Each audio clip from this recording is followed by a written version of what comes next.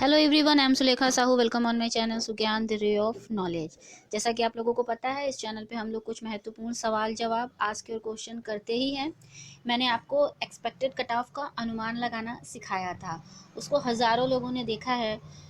उसके लिए बहुत बहुत धन्यवाद आप लोगों का। और सबसे ज़्यादा क्वेश्चन जो पूछे जाते हैं, मैंने सेपरेटली रिप्लाई भी किए हैं बहुत सारे क्वेश्चन के आप लोगों के।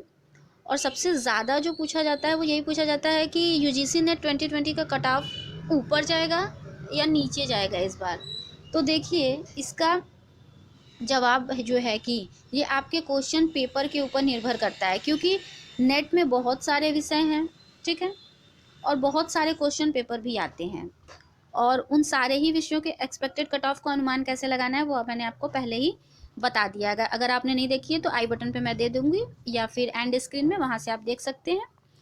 तो जो है कि जब क्वेश्चन पेपर सेपरेट सेपरेट आते हैं, तो देखिए, अगर आपके विषय का कोई भी आपका विषय है, उसके क्वेश्चन पेपर जो है कि एनालिटिकल टाइप के आए हैं, उसमें आपको क्वेश्चन को एनालाइज करने की ज़रूरत है। क्वेश्चन पेपर बिल्कुल भी जो है कि आपका टाइम कंज्यूमिंग है, समय लेने वाला है।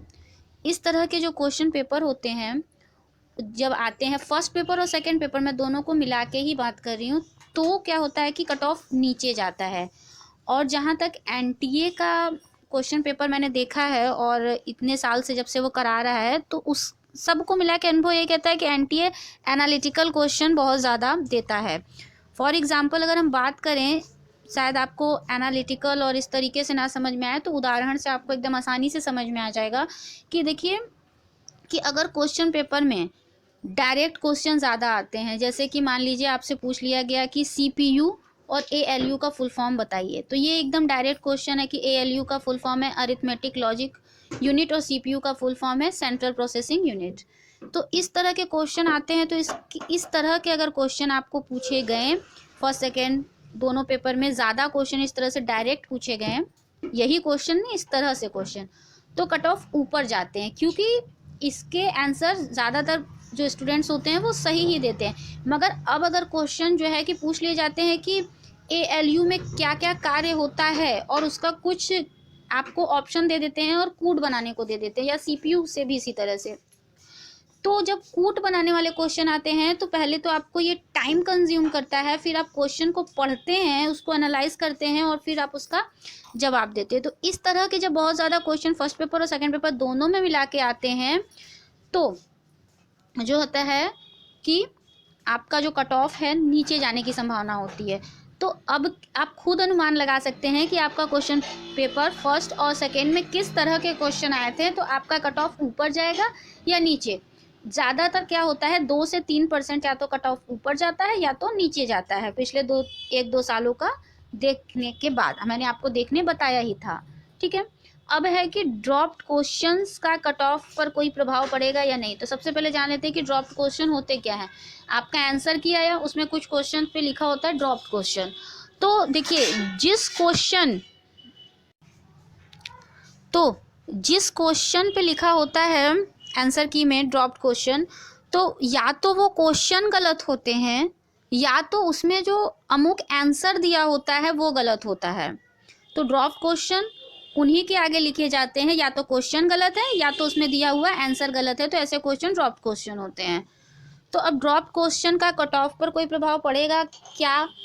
तो देखिए, ड्रॉप क्वेश्चन के तो मार्क्स सभी को दिए जाते हैं, ठीक है, या तो नहीं दिए जाते हैं, तो इस ज़्यादातर तो दिए जाते हैं। तो ड्रॉप क्वेश्चन के मार्क्स जब सभी को दे दिए जाते हैं, तो कट ऑफ पे इसका क्या प्रभाव पड़ेगा?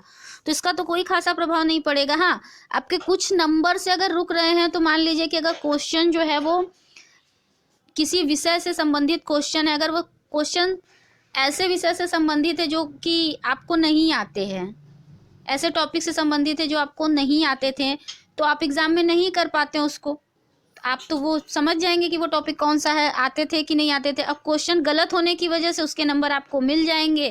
तो ये इस तरीके से देखेंगे तो ये थोड़ा सा आपके लिए बेनिफिशियल है, अगर आपके 1-2 मार्क्स से रुक रहे हैं तो। वैसे ड्रॉप क्वेश्चन का कट ऑफ पर कोई विशेष प्रभाव नहीं पड़ता, क्योंकि इसका जो नंबर होता है वो सभी को दिया जाता है।